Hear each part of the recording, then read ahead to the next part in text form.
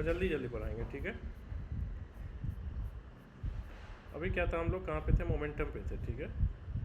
Sorry, momentum कहते हैं, angular velocity पे थे। कहाँ गया एंगुलर वेलोसिटी?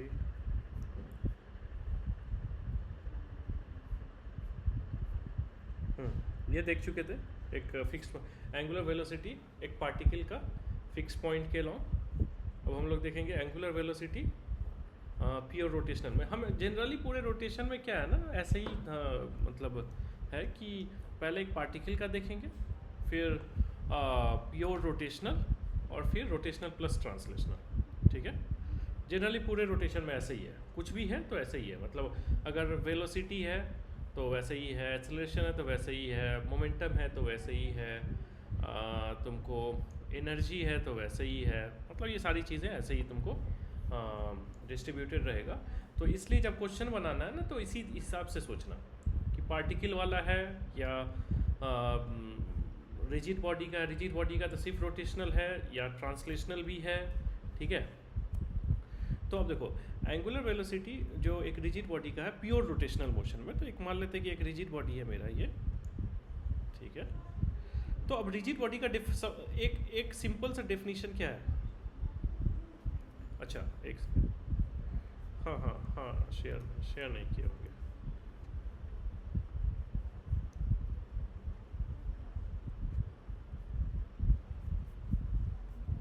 ठीक है। तो प्योर रोटेशनल मोशन में एक रिजिड बॉडी का डेफिनेशन क्या है? कोई भी दो पॉइंट जो उस रिजिड बॉडी का है, वो रिजिड बॉडी का कोई भी दो पॉइंट जो होगा वो तुम्हारा उसके बीच का डिस्टेंस नहीं चेंज करेगा, ठीक है। तो अगर एक रिजिड बॉडी है, एक मान लेते हैं पी पॉइंट है रिजिड बॉडी पे, ठीक है। तो हम इस रिजिड बॉडी का हमको क्या निकालना, अभी एंगुलर वेलोसिटी निकालना है, ठीक है। तो जैसे कि अब सिंपल सा है, नॉर्मल इसमें ds डिस्प्लेसमेंट होता है, रोटेशनल वर्ल्ड में d थीटा होता है। अगर नॉर्मल इसमें वेलोसिटी है तो इधर ओमेगा है, ठीक है। इसमें अगर एक्सेलरेशन है तो इधर एंगुलर एक्सेलरेशन है। इसमें अगर मोमेंटम है तो इधर एंगुलर मोमेंटम है, ठीक है। इसमें अगर हाँ मोस्टली यही है, हाँ मोस्टली हाँ फोर्स अगर इधर है तो इसका इक्विवेलेंट टॉर्क है, ठीक है। मोस्टली यही है, ठीक है। अब मेरा वीडियो ऑन है क्या? ठीक है, तो एक सेकेंड, थोड़ी देर के लिए ऑफ कर रहे हैं वीडियो, ठीक है। तो अब क्या है कि एंगुलर मोमेंटम जो है, तो अब जैसे ये सारी चीज़ें जो है ना, जैसे ds डिस्प्लेसमेंट, वेलोसिटी, एक्सेलरेशन, ये सारी चीज़ें एक फ्रेम के अकॉर्डिंग होता था। भले वो फ्रेम हम लोग जनरली अर्थ मानते थे, एक रेस्ट में मान लेते थे कि एक बहुत बड़ा ऑब्जेक्ट है अर्थ जो कि रेस्ट में है, तो एब्सोल्यूट टर्म में लिख देते थे कि भाई मतलब ये v वेलोसिटी से कुछ जा रहा है। मान लेते थे कि कोई एक रेस्ट में है अर्थ, उसके रिस्पेक्ट में बात कर रहा है, लेकिन हमेशा रेफरेंस पे होता था, ठीक है। और इसका क्या था, मोमेंटम क्या था, mv। ये v भी क्या था, एक तरह से रेफरेंस ही था, किसी रेफरेंस के लॉन्ग ही था। तो उसी तरह ये सारी चीज़ें भी है ना, रेफरेंस के लॉन्ग ही है, ठीक है। तो अब अगर एंगुलर वेलोसिटी की बात करेंगे तो मान लेते कोई पॉइंट P है, ठीक है। अब भले ये तुमको ऑब्जेक्ट जो है वो मतलब सिमेट्रिकल नहीं है, लेकिन अगर हम मान लेते कि ये ऑब्जेक्ट इस एक्सिस के लॉन्ग रोटेट कर रहा है, ठीक है।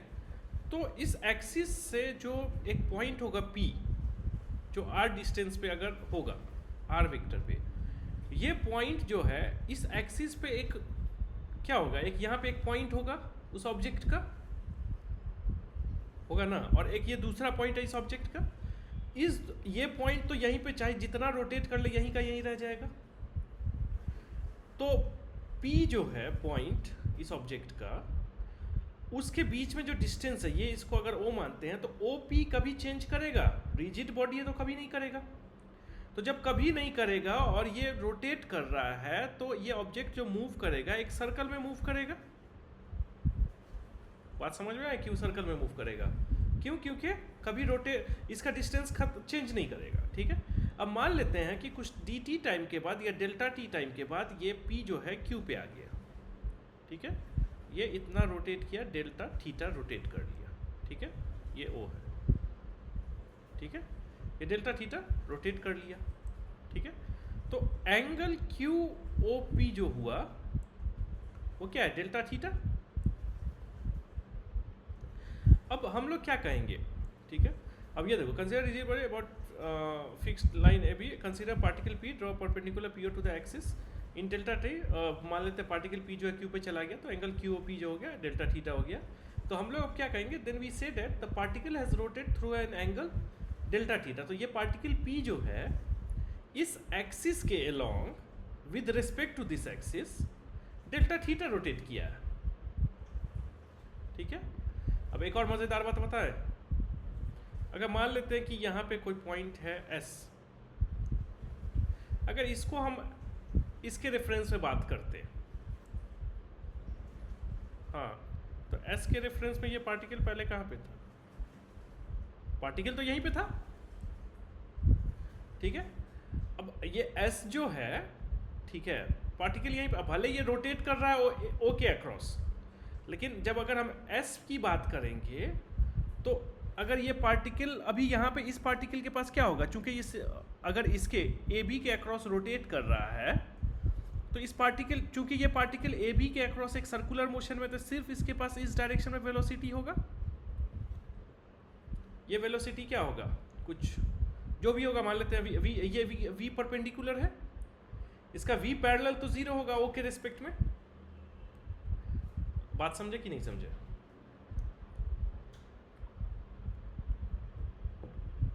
ओ के रिस्पेक्ट में अगर हम इस सर्कल को देखें, तो पहले तो ये पार्टिकल, अगर हम बोलते हैं कि ये ऑब्जेक्ट है जो ए बी एक्सिस के अलोंग रोटेट कर रहा है, ठीक है, तो इसका मतलब हुआ कि ये जो पार्टिकल पी है वो ए बी के रेफरेंस में एक सर्कुलर मोशन लेगा। ठीक है, ठीक है, अब अगर ये सर्कुलर मोशन लेगा तो ये पी पॉइंट जो है किसी भी इंस्टेंट पे उसके पास हमेशा वी परपेंडिकुलर होगा ओ के रेस्पेक्ट में। ठीक है, वी पैरेलल इसका जीरो होगा। वी पैरेलल जीरो क्यों होगा? क्योंकि अगर वी पैरेलल इसका चेंज हो गया तो पी जो है मूव कर जाएगा ओ से ज्यादा दूर, जो कि कर नहीं सकता। रिजिड बॉडी पे हम लिए हैं, रिजिड बॉडी पे।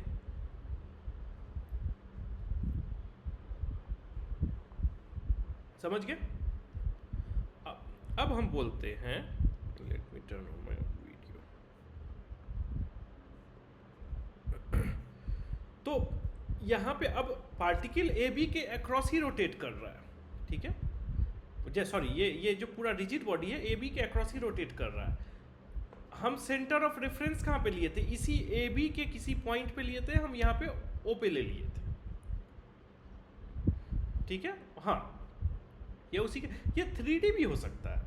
ये ऑब्जेक्ट जो है ये 3D भी हो सकता है। तो 3D भी होगा तो 3D में क्या होगा कि अगर मान लो 3D में होगा तो कुछ ऐसे क्यूबॉइड है।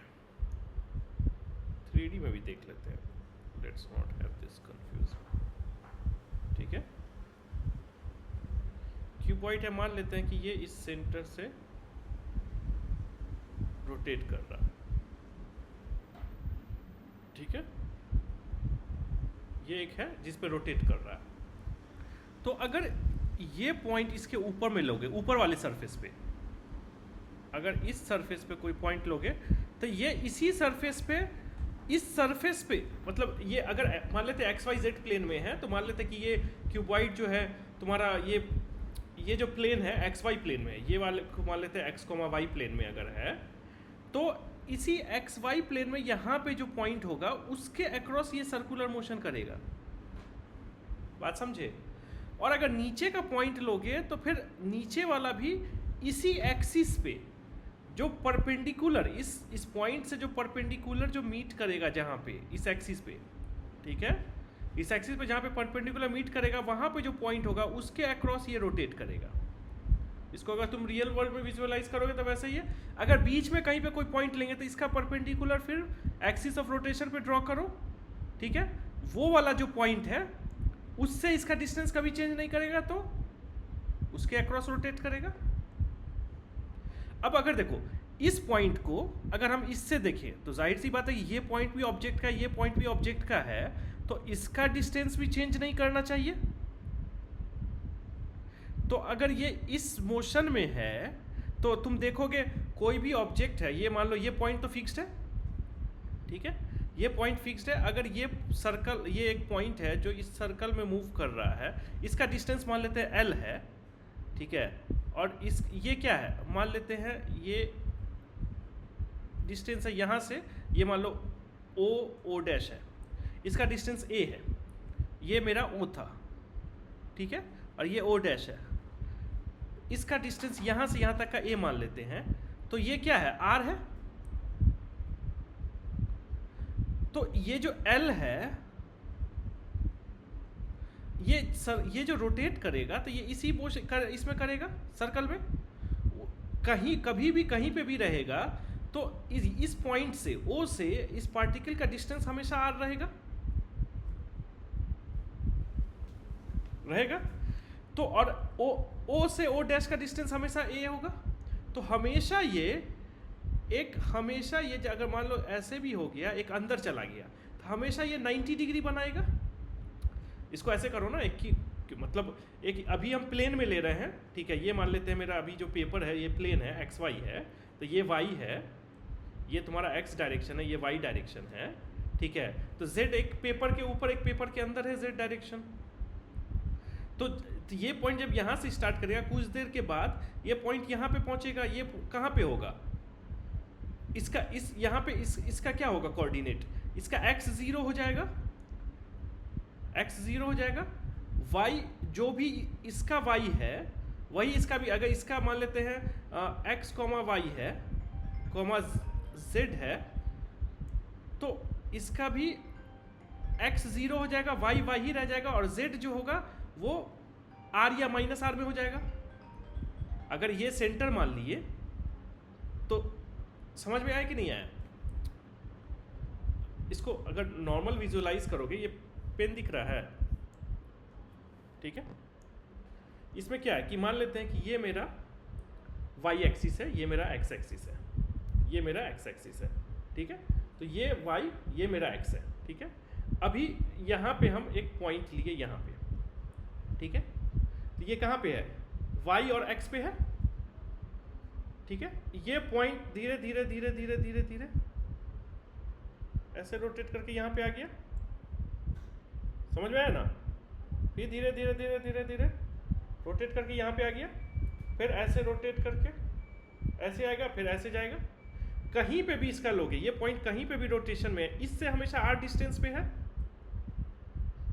हमेशा r डिस्टेंस पे, ठीक है, और यहाँ से यहाँ का डिस्टेंस तो a ही है, तो ये जो है हमेशा 90 डिग्री, इस पॉइंट का हम क्या बोल रहे हैं, हमेशा परपेंडिकुलर इस पे लो, उसी परपेंडिकुलर के अक्रॉस वो नाचेगा, तो ये 90 डिग्री। तो अगर ये A है, ये R है, तो ये डिस्टेंस हमेशा सेम रहेगा। बात समझ में आया कि नहीं आया? तो जो हम बोल रहे हैं कि ये जो पॉइंट है, इस पॉइंट का किसी भी पॉइंट से तुम ले लो, इस ऑब्जेक्ट के हमेशा डिस्टेंस सेम रहेगा। अब हम इजीनेस के लिए हम लेते हैं कि यहाँ से, लेकिन यहाँ से भी लोगे तो सेम डिस्टेंस रहेगा। बात समझ में आया कि नहीं आया?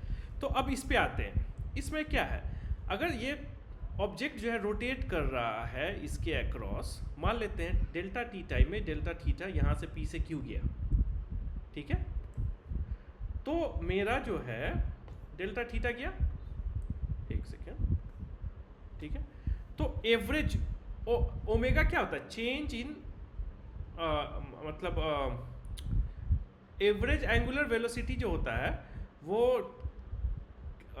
एक सेकेंड, कितना डेल्टा थीटा, कितना मतलब पार्टिकल रोटेट किया है उस टाइम में, वही एंगुलर वेलोसिटी है। तो अगर डब्ल्यू एवरेज की बात करेंगे हम यहाँ पे, तो वो delta theta upon delta T. अब अगर हम डेल्टा टी को इसका लिमिट टेंड्स टू 0 अगर हम कर दिए लिमिट, तो ये डब्ल्यू आ गया D theta by D T. बात समझे? तो इस पार्टिकल का, ठीक है, एंगुलर वेलोसिटी जो हुआ क्या हुआ, D theta by D T.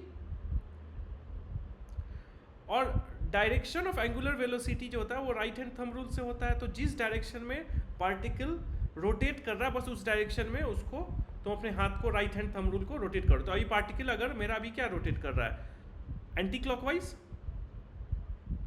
Anti clockwise.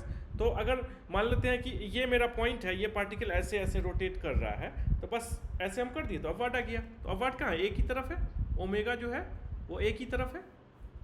बात समझे? तो ये ओमेगा जो है किसके रिस्पेक्ट में है, इस एक्सिस के रिस्पेक्ट में है। बात समझ में आया कि नहीं आया? इस एक्सिस पे जो ये पॉइंट है उसके रिस्पेक्ट में, समझे? ठीक है, अब देखते हैं। अब देखो दूसरा क्लेम है कि अब फिलहाल क्या है कि अभी ये जो p पार्टिकल है इसके पास हमेशा, अगर इस पॉइंट से हम देखते हैं तो हमेशा v परपेंडिकुलर, v पैरेलल 0 है। और इसका ओमेगा क्या है, ओमेगा क्या, अगर ये r डिस्टेंस पे है, r डिस्टेंस पे है, अगर इसका वेलोसिटी है तो कुछ v बाई आर ओमेगा है। ठीक है, अगर मान लेते हैं इस पार्टिकल का v वेलोसिटी है तो v बाई आर ओमेगा है। ठीक है, अब देखो, अब हम अगर अपना रेफरेंस चेंज करते हैं, अभी ओ था ना, ये पार्टिकल रोटेट कर रहा है इसी के अक्रॉस, लेकिन हम रेफरेंस यहाँ पे बैठे।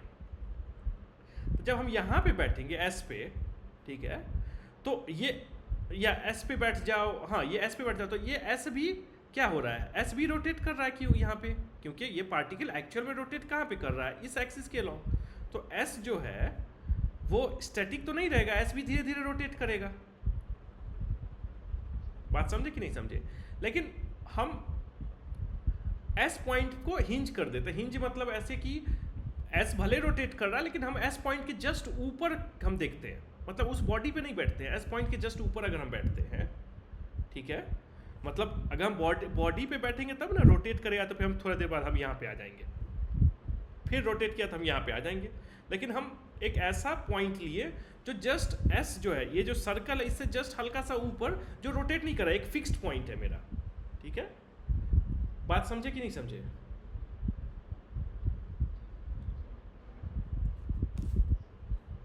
ऐसे नहीं, देखो हम यहाँ पे हैं,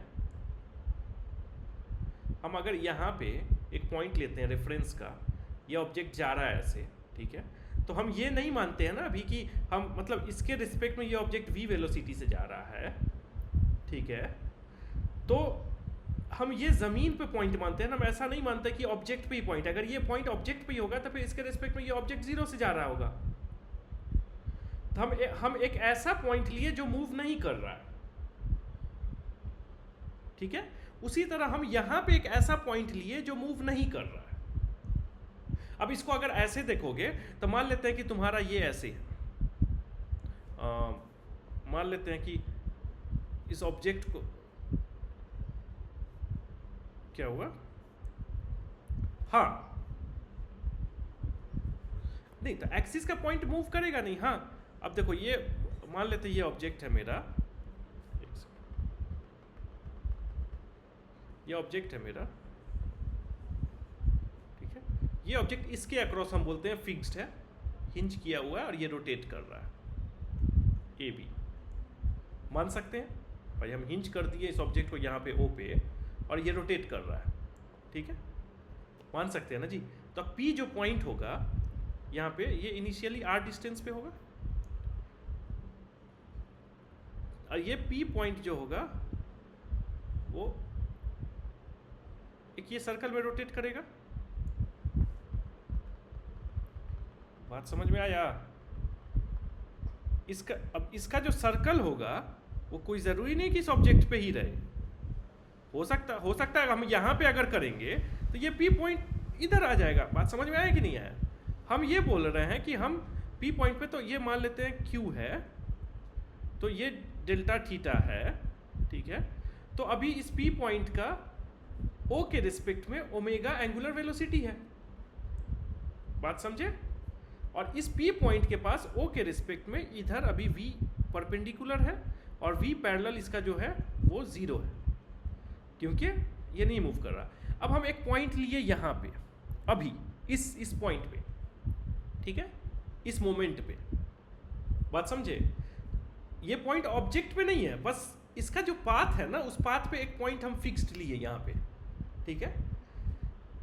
समझ में आया कि हम क्या बोलना चाह रहे थे पहले कि वो, हाँ। तो अब इस पॉइंट के रिस्पेक्ट, अभी हम एक O के रिस्पेक्ट में देखे थे ना, जो सेंटर है, ठीक है। हम इस पॉइंट के रिस्पेक्ट में देखेंगे, ठीक है। तो अभी क्या है, इस पॉइंट को मान लो S है, तो ये अभी यहाँ से ये क्या वेक्टर है, ये जो है ये SP वेक्टर है, ठीक है। थोड़ी देर के बाद ये कहाँ पे जाएगा, SQ वेक्टर पे, ठीक है, जाएगा। SP वेक्टर से SQ वेक्टर पे जाएगा। कितना एंगल ट्रेवल करेगा, मान लेते हैं अल्फा एंगल ट्रेवल किया, ठीक है। ये अल्फा, हम वही ना लिए हैं भाई, मेरे क्वेश्चन में हम वही ना लिए हैं कि डेल्टा T टाइम के बाद Q पे आ गया। तो डेल्टा T टाइम के बाद अगर Q पे चला जाएगा डेल्टा T टाइम के बाद, तो इसके रिस्पेक्ट में ये डेल्टा थीटा ट्रेवर्स किया, लेकिन इसके रिस्पेक्ट में अल्फा माने, ये अल्फा कितना होगा, ये सही है?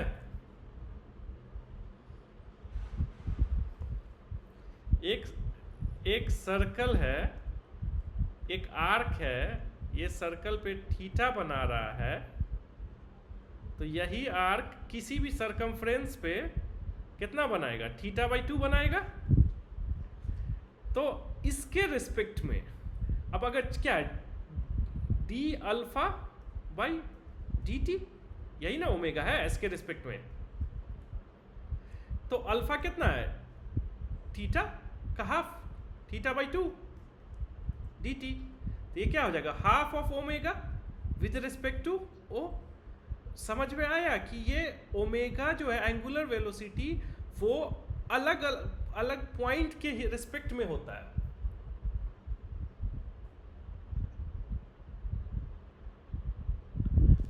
बिल्कुल। अब रेफरेंस पॉइंट लेना, तुमको बस ये देखना है कि अब देखो इसके रिस्पेक्ट में अल्फा, इस S के रिस्पेक्ट में इस पॉइंट के पास, ठीक है। अभी ये क्या है एक्चुअल, अब हम अगर देखेंगे तो इसको हम सिंप्लीफाई करें, ये एक सर्कल है, ठीक है, ये P था, सॉरी ये P था, ये Q पे चला गया, डेल्टा थीटा, ये यहाँ पे एक पॉइंट लिया, ठीक है।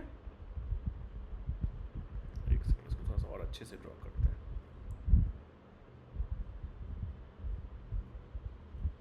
यहाँ पे मान लेते हैं कि ये O है, ये P है, ये थोड़ी देर के बाद डेल्टा थीटा Q पे चला गया, ये S हम लिए हुए थे। अब इस P की वेलोसिटी जो है वो इधर है, V परपेंडिकुलर है जो भी है इसके, ये V परपेंडिकुलर किसके रिस्पेक्ट में है,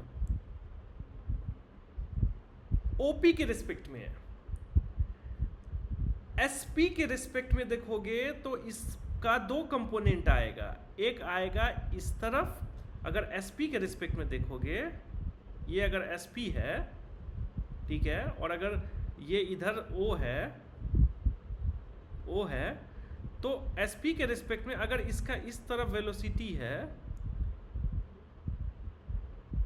V परपेंडिकुलर अभी जो है इस तरफ, तो इसका दो कंपोनेंट आएगा, एक ऐसे आएगा और एक इसके अक्रॉस इसका v पर अगर मान लेते हैं कि ये sp जो है, ठीक है, ये मान लेते हैं कि गामा है या अल्फा, इसका गामा मान लेते हैं, एंगल है, ठीक है, फाई एंगल है, ठीक है, सॉरी गामा नहीं फाई, हाँ, तो फाई एंगल अगर है, ठीक है, तो ये क्या होगा, ये भी फाई होगा,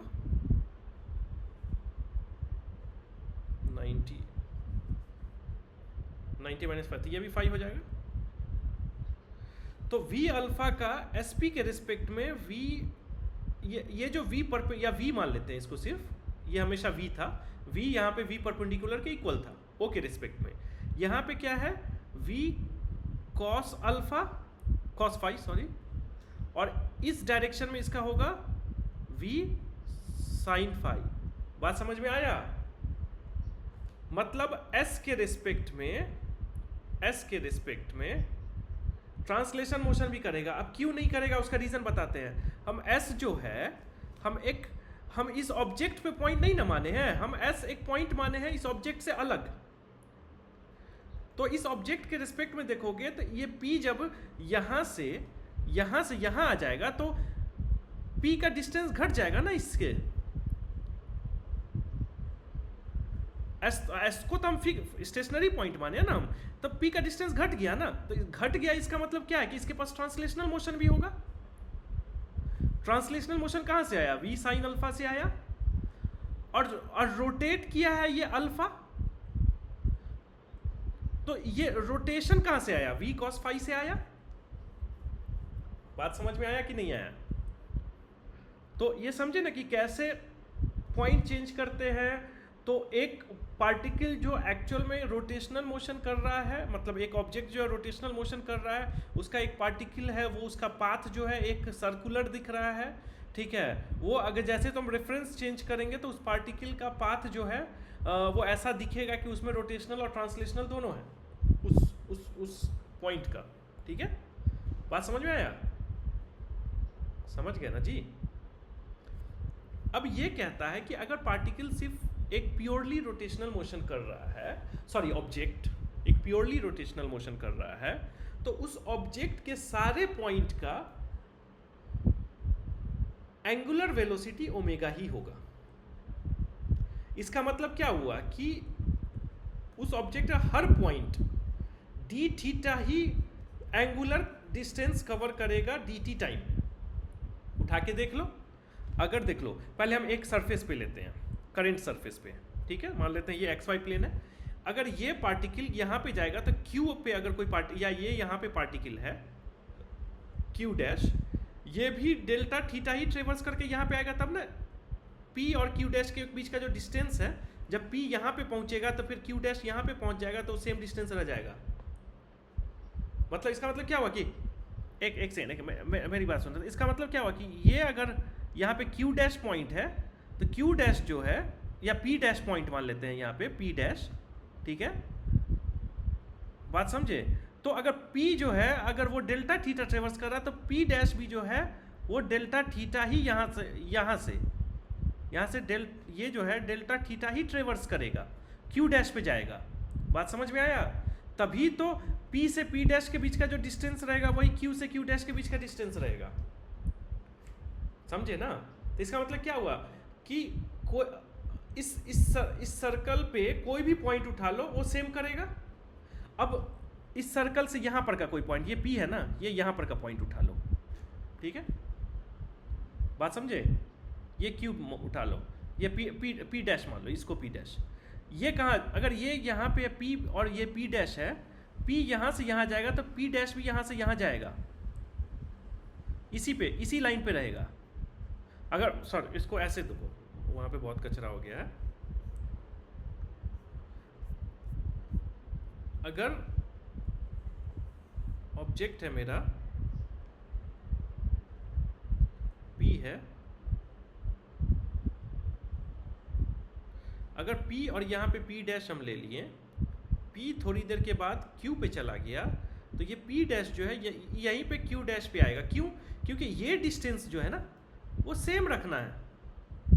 अगर P डैश यहाँ पे नहीं पहुँचेगा, इसके आगे या पीछे रह गया, तो ये डिस्टेंस चेंज अलग अलग हो जाएगा, तो रिजिड बॉडी नहीं होगा।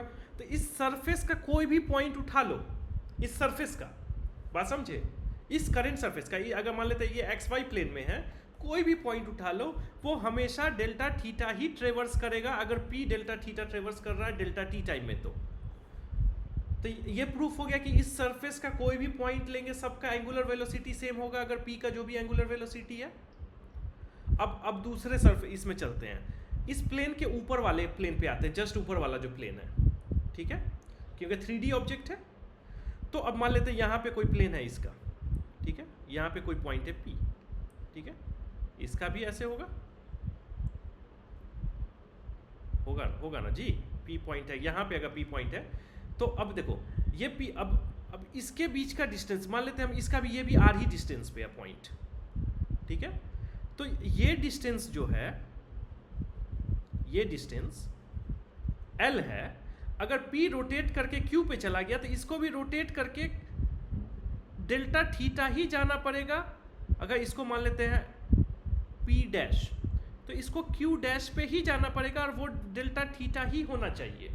क्यों? क्योंकि जब ये, तभी तो फाइनल जो होगा, P अगर Q पे चला गया डेल्टा थीटा ट्रेवर्स करके, तो P डैश को Q डैश पे जाना पड़ेगा डेल्टा थीटा ट्रेवर्स करके, तभी तो ये डिस्टेंस जो होगा वो सेम होगा। बात समझे? अभी ये डिस्टेंस L है, तो ये L चेंज नहीं कर सकता। तो इट्स लाइक कि, इसको ऐसे देख सकते हो कि इट्स लाइक कि, कहाँ गया, हाँ ये पता नहीं नीचे से नहीं आ रहा है, हाँ ये ऐसे है कि मान लेते हैं कि ये मेरा रोटेशनल एक्सिस है, ठीक है, बात समझे।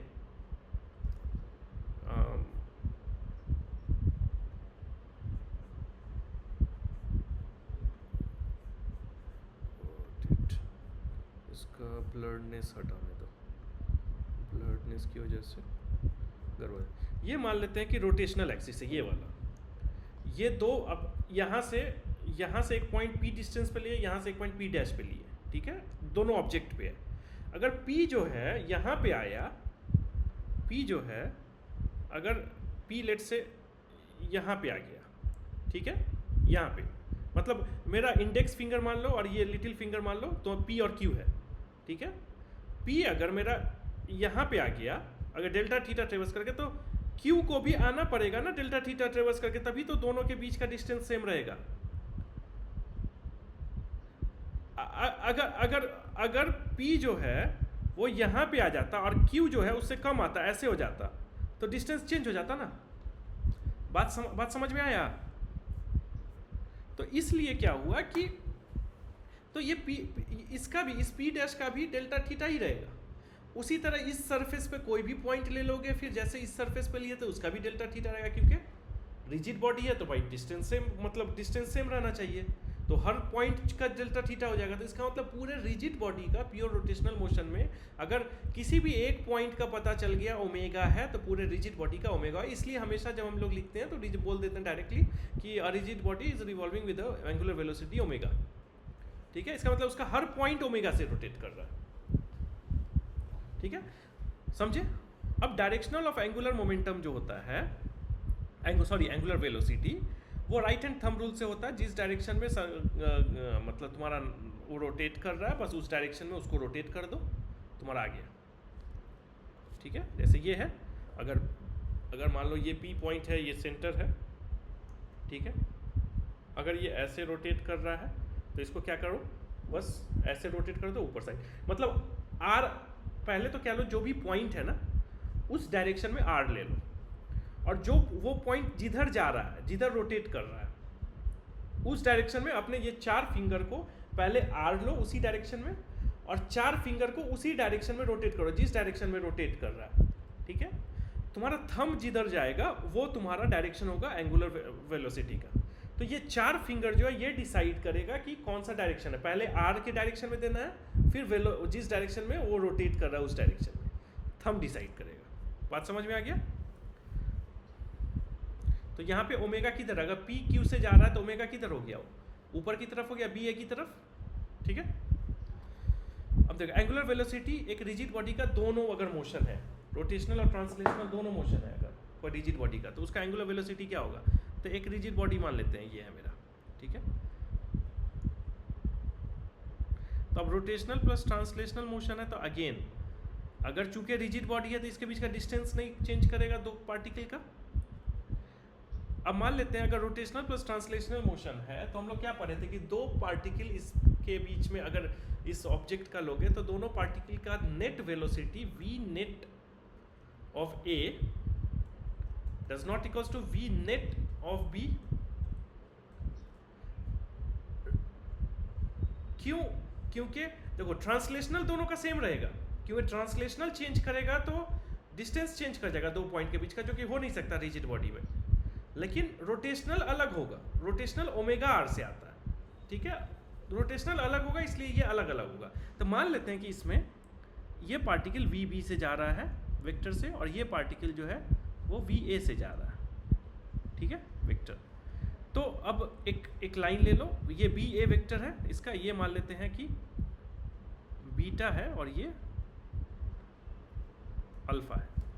तो अब मान लेते हैं कि इसमें देखो अब इस लाइन के अक्रॉस देखोगे तो v का एक वी ए साइन अल्फा, और इस लाइन के अक्रॉस अगर देखोगे तो वी ए कॉस अल्फा, और इसका वी बी साइन बीटा, इस डायरेक्शन में वी बी कॉस बीटा।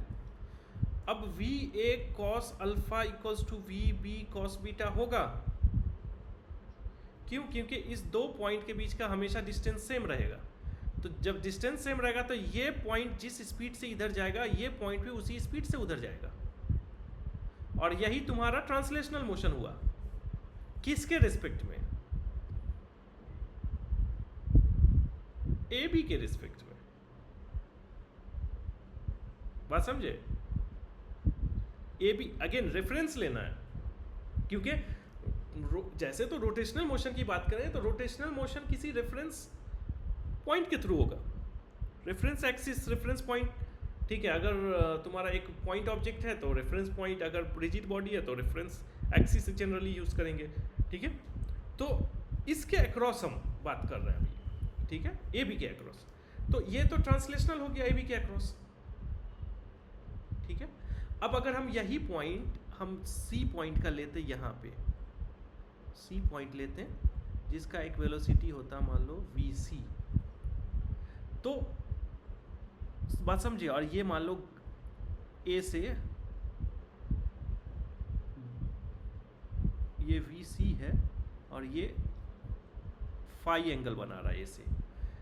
तो अभी चेंज क्या हो जाता ए सी के लाइन में, तो ये फाई है तो फिर ये कुछ अलग एंगल बनाएगा यहाँ पे, मान लेते हैं, और कुछ क्या है इसमें, अल्फा बीटा गामा एंगल बनाएगा, ठीक है। ये लाइन अगर मिलाओगे सी से ए का मिलाओगे और उसी को एक्सटेंड करोगे तो गामा एंगल बनाएगा। तो अब यहाँ पे क्या होगा, v a gamma equals to v a cos gamma equals to v c cos phi. बात समझ में आया? तुम्हारा चेंज हो गया ना अब ये। अब मेरा एक्सिस ऑफ रोटेशन, अगर ए और सी दो पॉइंट को लेंगे तो इस दो पॉइंट का एक्सिस ऑफ रोटेशन जो है चेंज हो जाएगा, वो ए सी होगा, ए सी में बात करेंगे। बात समझे ना? तो अब इसको डिलीट कर देते हैं, लेट्स नॉट कंफ्यूज, मतलब यहाँ पे बहुत ज़्यादा रहेगा तो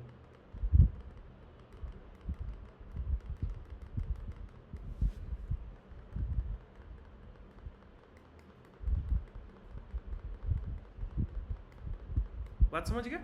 तो अब ये हो गया। और दूसरा क्या हुआ, दूसरा कंपोनेंट ए बी में परपेंडिकुलर कंपोनेंट जो है वो वी ए साइन अल्फा, और ये जो है वी बी साइन बीटा। अब मान लेते हैं वी ए साइन अल्फा ज़्यादा है, मान लेते हैं, एज्यूम कर लेते हैं। अगर वी ए साइन अल्फा ज़्यादा है तो इसके रिस्पेक्ट में इसका कितना होगा, इस ए पॉइंट का,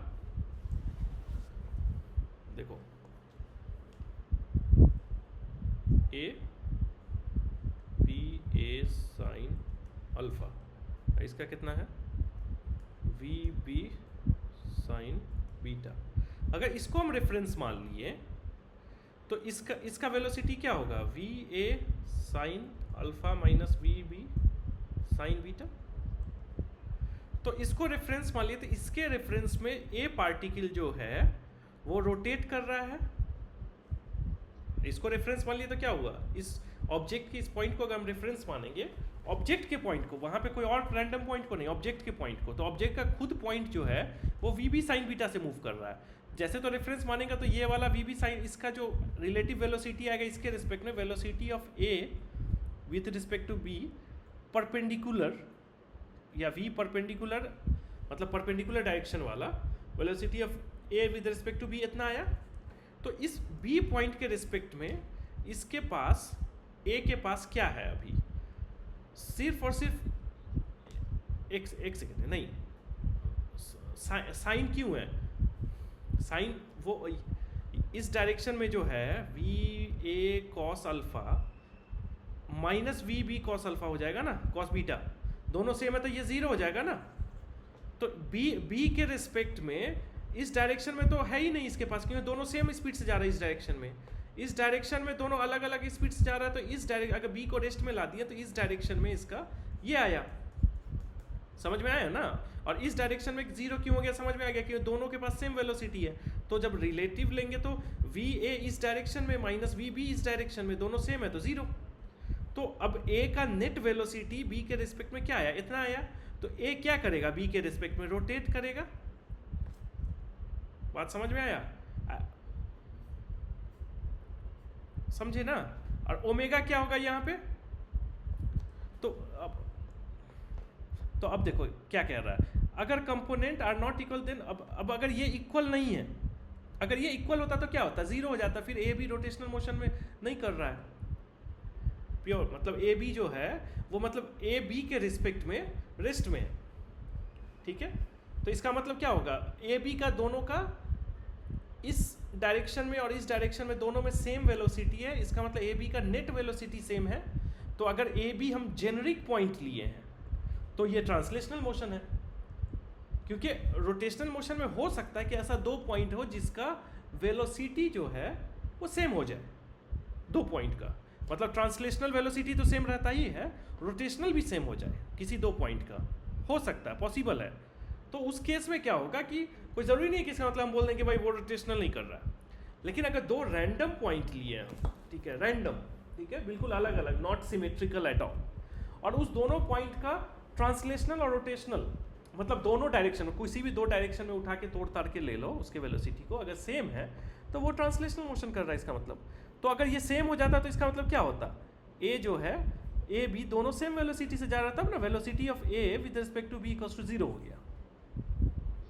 बात समझे ना, ट्रांसलेशनल मोशन में यही होता है ना, कोई भी रिजिड बॉडी ले लो, अगर ये सिर्फ इधर से जा रहा है तो इस ए का और बी का, तो इस velocity of a with respect to b जो होगा वो जीरो होगा, क्योंकि दोनों का सेम वेलोसिटी से जा रहा है।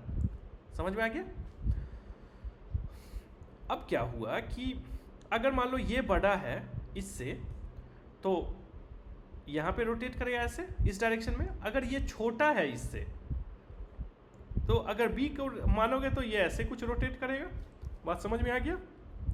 तो यही कह रहा है, now find relative velocity component perpendicular to a b and divided by the distance a b to find angular. अब देखो एंगुलर वेलोसिटी क्या है, एंगुलर वेलोसिटी अगर बी के रिस्पेक्ट में देखोगे तो क्या है कि ये जो लाइन है, ये लाइन कितना एंगल रोटेट किया, अगर इधर जा रहा है तो ये डी थीटा रोटेट किया, अगर इधर आ रहा है तो ये इधर रोटेट किया। कोई पार्टिकल का एंगुलर वेलोसिटी नहीं होता है, वो बेसिकली उस पार्टिकल का उस रेफरेंस पॉइंट से जो लाइन है, लाइन एक्चुअली में मूव करता है ना, एंगल बनाता है। पार्टिकल क्या एंगल बनाएगा, अगर ये रेफरेंस पॉइंट है, ये पार्टिकल है, तो ये पार्टिकल इस रेफरेंस पॉइंट से क्या एंगल बनाएगा, कुछ भी एंगल नहीं बनाएगा। वो इस पार्टिकल का जो लाइन है, पोजीशन वेक्टर, वो जब ये पार्टिकल रोटेट करता है तो वो पोजीशन वेक्टर कितना एंगल रोटेट किया है वो एक्चुअली में हमको बताता है कि क्या एंगुलर वेलोसिटी है। पोजीशन वेक्टर जो इस पार्टिकल का वो कितना रोटेट किया, वो डिसाइड करा कि इस पार्टिकल का एंगुलर वेलोसिटी कितना है। समझ में आया। तो अब यहाँ पे क्या है, find relative component perpendicular to a b and divided by a B.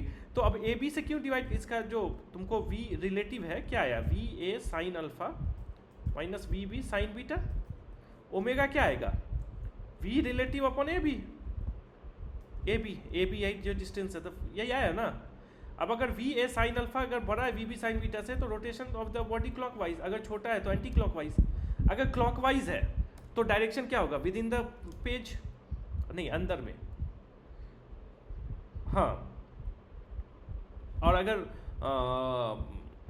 Anti clockwise है तो अपवर्ड होगा।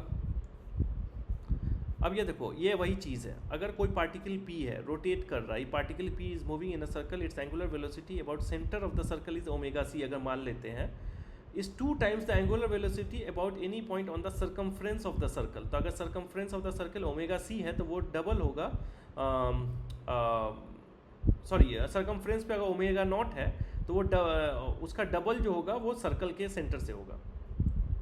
यही चीज़ हम प्रूफ किए थे ना ऊपर में, ठीक है। और प्योर ट्रांसलेशनल मोशन में rigid body its angular velocity will be 0, सही है, according to right hand thumb rule, ये वही बता रहा है ओवरऑल, ठीक है। ये क्वेश्चन करो 12.6,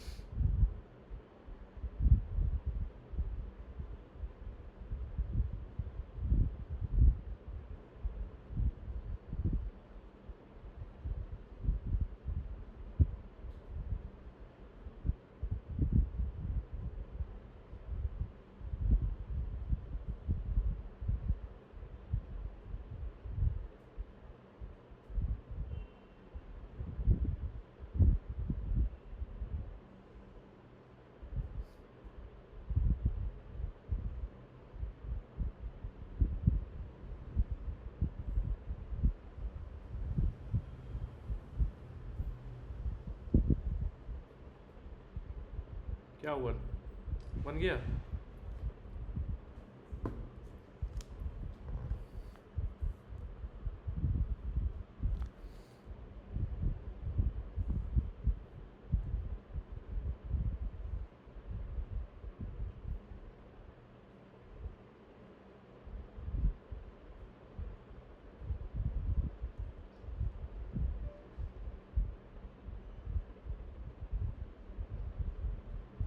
देखो अब ये देखो, हम इसको सॉल्व करते हैं, ठीक है। Which type of motion the rod has, rod के पास क्या मोशन है, अगर ये देखो ये इधर आ रहा है तो ये जो पॉइंट है अभी, ठीक है, इस अगर ये ए पॉइंट है और ये बी पॉइंट है, ठीक है, तो ए पॉइंट का अगर वेलोसिटी इधर है तो इसका 2 डायरेक्शन में इसका वेलोसिटी हम मान सकते हैं। एक है इसके परपेंडिकुलर, तो ये 30 डिग्री है तो v साइन 30, और ये इस डायरेक्शन में क्या होगा v cos 30। अब मान लेते हैं कि इधर जो है इसका डायरेक्शन है, ये v नॉट है तो v नॉट, ठीक है, इधर डायरेक्शन मान लेते हैं, जाहिर सी बात है कि ये जो पॉइंट भी है राइट साइड मूव करेगा, तो v इसका वेलोसिटी मान लेते हैं। तो इस डायरेक्शन में v cos 30 60, क्योंकि ये 60 डिग्री है अपोजिट एंगल, ये v साइन 60। अब चूंकि ये रॉड है तो a और b दोनों पॉइंट जो होगा, दोनों का वेलोसिटी इसके डायरेक्शन में सेम होगा, क्योंकि ये डिस्टेंस l चेंज नहीं कर सकता है। तो v not cos 30 equals to v cos 60, तो v आ गया v नॉट cos 30 कितना होता है 1/2, अच्छा cos 30 रूट 3/2, cos 30 कितना है रूट 3/2, और अपॉन कॉस 30 1/2, तो √3 V0 आ गया। तो b का जो है क्या आया यहाँ पे, √3 V0 से जा रहा है। तो सेकेंड हम निकाल लिए b, find velocity of b at the given instant. अब पहला क्या है कि which type of motion the rod has, समझे।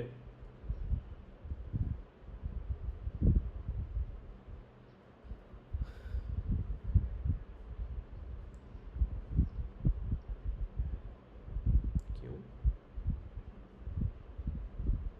क्यों कहलाएगा?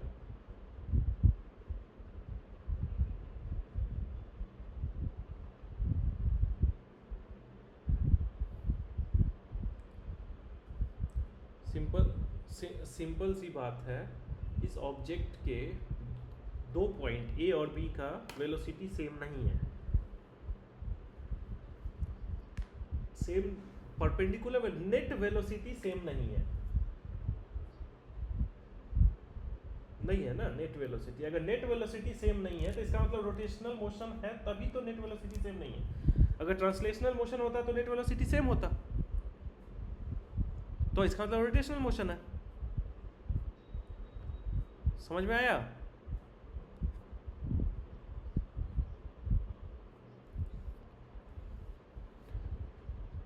जाहिर सी बात है कंबाइंड भी है। अब इसका अगर ए के रिस्पेक्ट में ले लोगे, ए के रिस्पेक्ट में, तो क्या है कि इस ऑब्जेक्ट के पास रोटेशनल तो दिख गया। अब ये ऑब्जेक्ट जो V0 है, कोई भी अगर इस ऑब्जेक्ट के अलोंग अगर ले लिए, इस लाइन के अक्रॉस अगर ले लिए, ठीक है, तो ये ऑब्जेक्ट के पास, इस पॉइंट के पास इधर वेलोसिटी है, इस पॉइंट के पास भी इधर वेलोसिटी है, कुछ तो ट्रांसलेशनल है ना, बात समझे ना। और रोटेशनल इधर आ रहा है, इसका इधर आ रहा है, इसका इधर आ रहा है, तो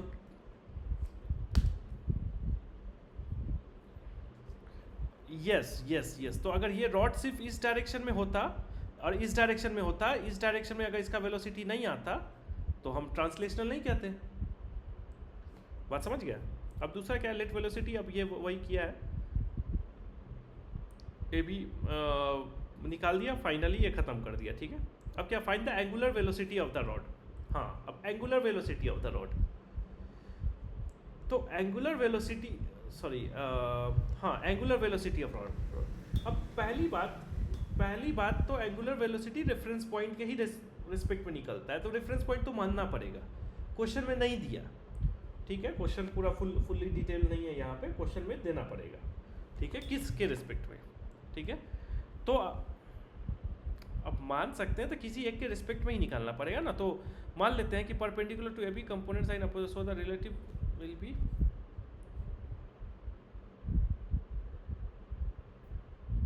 तो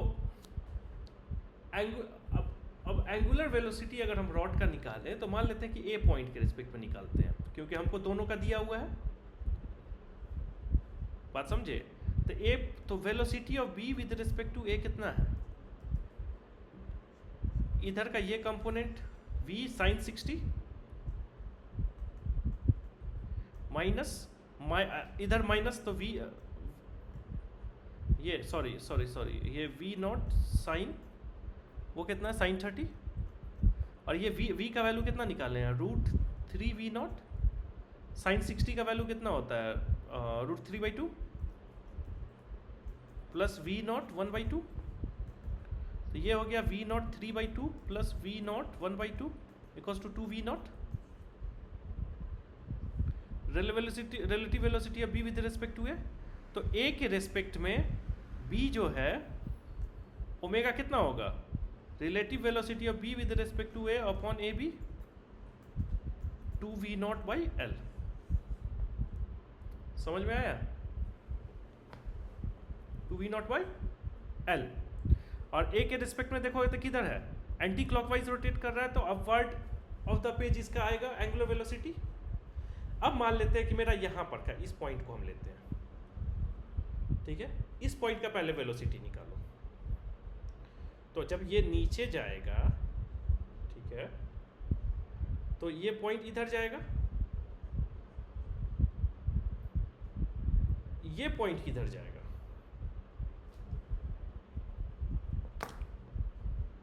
ये सेंटर है,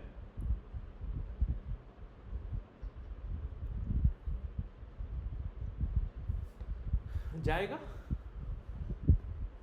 मान लेते हैं कि इसका वेलोसिटी जो है इस पॉइंट का किसी v है इस डायरेक्शन में। अभी मान लो ये थीटा बना रहा है, वेलोसिटी थीटा बना रहा है, तो इसका दो वेलोसिटी होगा ना, एक v साइन थीटा और एक इस डायरेक्शन में v cos थीटा। ये v cos थीटा जो होगा वो इक्वल होगा ये v नॉट cos थीटा के। ये थीटा नहीं, इसको अल्फा मानते हैं, ठीक है। तो v cos अल्फा जो होगा वो v नॉट cos 30 के इक्वल होगा। मेरे पास एक इक्वेशन ये आ गया। दूसरा इक्वेशन है,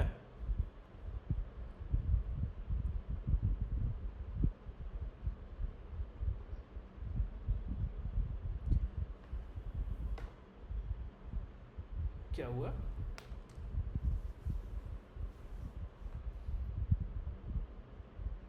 यस, ए के रिस्पेक्ट में ओमेगा सेम रहेगा, ठीक है, क्योंकि अगर ए के रिस्पेक्ट में लेंगे तो इसका ओमेगा क्या होगा?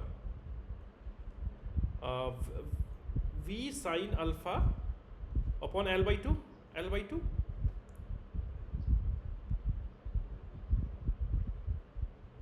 अच्छा sorry, minus v not sine 30 upon l/2।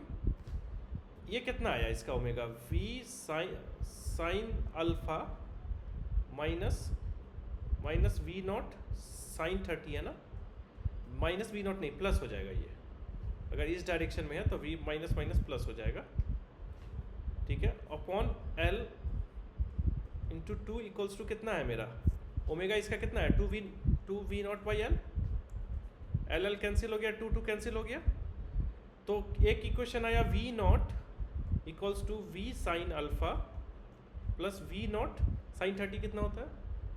√3 v not 1/2 ना, ठीक है। ये एक इक्वेशन ये आया, तो v naught by 2 equals to इतना v साइन अल्फा। दूसरा क्या आया था, कहाँ गया? तो ये और v cos alpha equals to √3 v naught by 2, ठीक है। तो अब tan अल्फा क्या हो जाएगा मेरा? tan alpha equals to v naught by 2 divided by √3 v naught by 2, तो 1/√3 30 डिग्री आया। ये हमको याद नहीं है इसका, 30 डिग्री, अल्फा 30 डिग्री आ गया। तो इसका मतलब क्या हुआ कि तुम्हारा v cos 30 कितना? √3/2,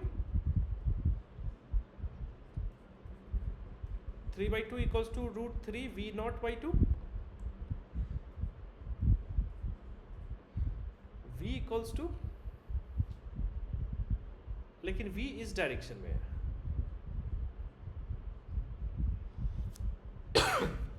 बात समझे? ये एक तरह से कोइंसिडेंस है, कोई ये नहीं है, ठीक है। तो v का v नॉट क्या आया? v naught by v equals to v naught, ठीक है। तो अब इसका भी अब कुछ ऐसे निकालने को बचा नहीं है, इसका भी हम मेरे पास अल्फा निकल गया है, मतलब डायरेक्शन, किस डायरेक्शन में ये v नॉट से मूव कर रहा है और ये 30 डिग्री पे मूव कर रहा है, समझ में आया ना? तो हम सेंटर का भी निकाल सकते हैं वेलोसिटी, नेट वेलोसिटी, ठीक है। अब आगे बढ़ते हैं। ये क्वेश्चन बनाए थे पहले कभी इस तरह से, सेंटर का निकाल लेते कभी। तो एक और मजेदार क्वेश्चन लेते हैं, 4। In the following figure, the instantaneous speed of A of the rod is v to the left.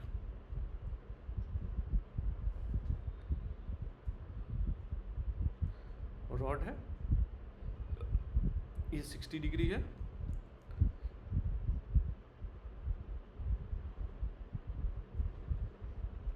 A B है। इस तरह का क्वेश्चन आता होगा तो घबरा जाते होगे। अभी तुम आज ही तो पढ़े हो तो अब नहीं कैसे। तो अब देखो इन the figure the instantaneous speed of speed. अब देखो ऊपर में एक चीज़ और खास कर बात देने वाली है कि यहाँ पे जो भी हम लोग बात कर रहे हैं ना, इंस्टेंटेनियस बात कर रहे हैं कि वो कुछ देर बाद जो है ना ए कहीं और पे आ जाएगा। बात समझ रहे हो? ए का वेलोसिटी एंगल चेंज हो जाएगा, वेलोसिटी कुछ और हो सकता है। तो ये कुछ भी जो है अभी इंस्टेंटेनियस हम बात कर रहे हैं इसमें, इस पॉइंट पे, ठीक है। ये गौर करना है कि मतलब इंस्टेंटेनियस है या हमेशा के लिए है, ठीक है। तो यहाँ पे अभी इंस्टेंटेनियस है मेरा।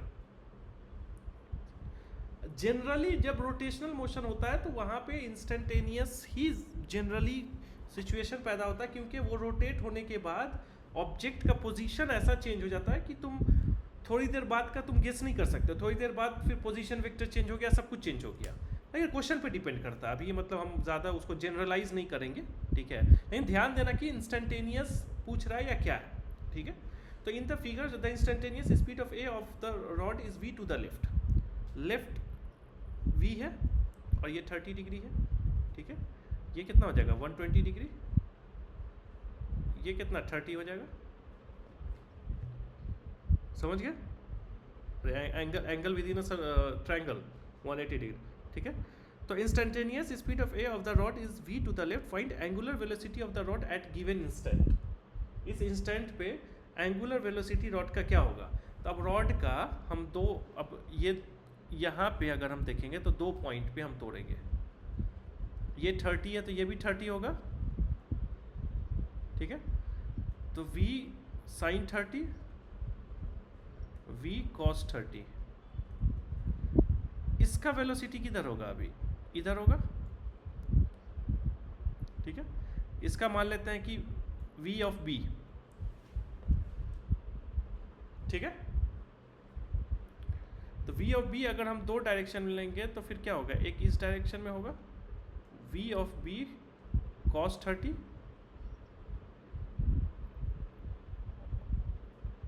और दूसरा क्या होगा v ऑफ b sin 30, ठीक है। ये सेम होगा v of b cos 30 equals to v cos 30,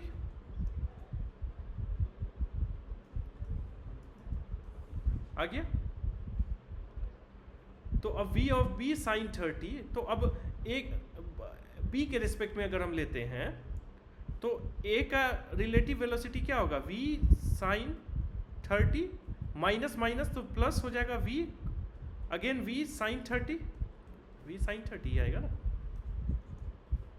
तो दोनों v सेम है तो v ऑफ b तो दोनों हो गया, तो 2v sin 30 कितना हो गया 1/2, तो v हो गया। तो velocity of a with respect to b हो गया v, तो एंगुलर वेलोसिटी क्या हो गया v बाई ए बी। समझ में आया? इसका आंसर कहाँ पे रहता है,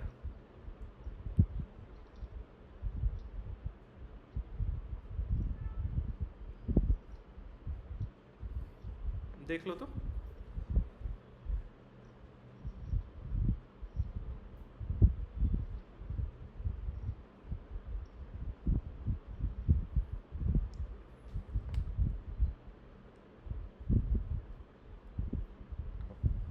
ठीक है, कंफ्यूज नहीं होना है। देखो ये भले ही स्लैंट दीवार ले लिया है, लेकिन हमको बस जो मेरा बेसिक फॉर्मूला है उसको लगाना है। हाँ, अब डायरेक्शन तुम्हारा अभी क्या है, अगर बी के रिस्पेक्ट में लिए हो तो कैसे, ऐसे अंदर की तरफ जाएगा, क्लॉकवाइज है ना, ठीक है। अब टॉर्क पे आते हैं।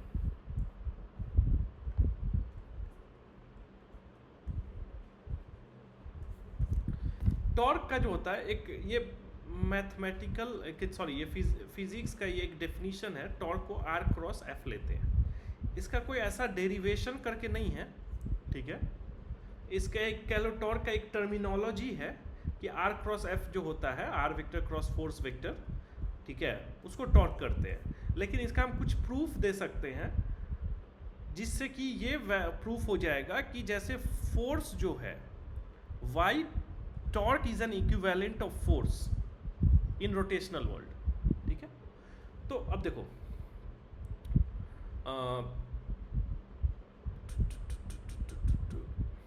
अच्छा ठीक है, इसको अभी अब बंद करते हैं लेक्चर थोड़ा, क्योंकि 1 घंटा से ज़्यादा हो गया है, तो 2 मिनट का ब्रेक ले लेते हैं, 2-3 मिनट का, और ये वाला वीडियो को बंद कर देते हैं, फिर दूसरा वीडियो स्टार्ट करेंगे। ठीक है।